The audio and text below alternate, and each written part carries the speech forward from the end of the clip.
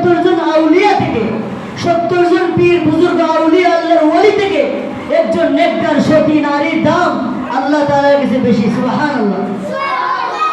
এজন্য তাও শেষ নাই, বলা হয়েছে একটা নেককার যদি নারী হয়, একটা ভালো যদি নারী হয়, পর্দাশীল একটা নারী হয়, ঘরে এটা কি হবে? আলোকিত হয়ে যাবে, আলোকিত হয়ে যাবে। এই ঘরের মধ্যে দ্বীন থাকবে, ইসলাম থাকবে, কোরআন তেলাওয়াত থাকবে, হারাম বুঝে চলবে, হারাম বুঝে চলবে, জায়েজ না জায়েজ এগুলা বুঝে চলবে।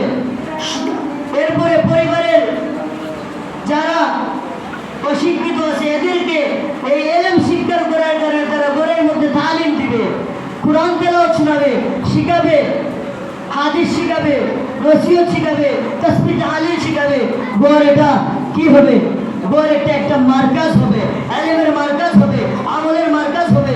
যে ঘরের মধ্যে কোরআন তেলাওয়াত হয়, নসিহত হয়, তালিম হয়, এই ঘর তো একটা খানকা হয়ে যায়, বেচতে যাওয়ার একটা কি মাধ্যম হয়ে যায়। এই জন্য যে মহিলারা দিন শিক্ষা করে, ঘরের মধ্যে দিনকে বাস্তবায়ন করে, স্বামীর বাড়ি থেকে দিনকে বাস্তবায়ন করে, এই মহিলাদের দাম আল্লাহ তাআলার কাছে অনেক বেশি। বলা হয়েছে যেভাবে দাম বেশি মহিলাদের, যেভাবে আমল করলে তার দাম আল্লাহ তাআলার পৃথিবীর সব কিছুর ঊর্ধ্বে দাম তাদের।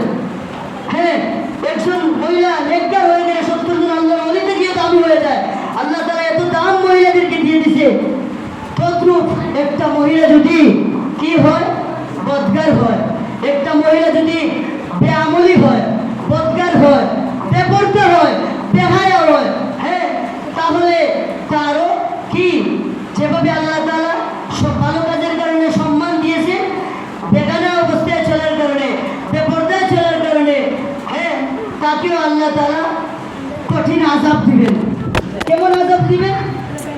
বলা হয়েছে কঠিন থেকে কঠিন আযাব। একটা মহিলা যদি নষ্ট হয়ে যায়, একটা মহিলা না, 70টা পুরুষ না, একটা মহিলা যদি নষ্ট হয়ে যায় 1000 পুরুষকে নষ্ট করা সম্ভব, ঠিক কিনা? বলা হয়েছে একটা মহিলা যদি খারাপ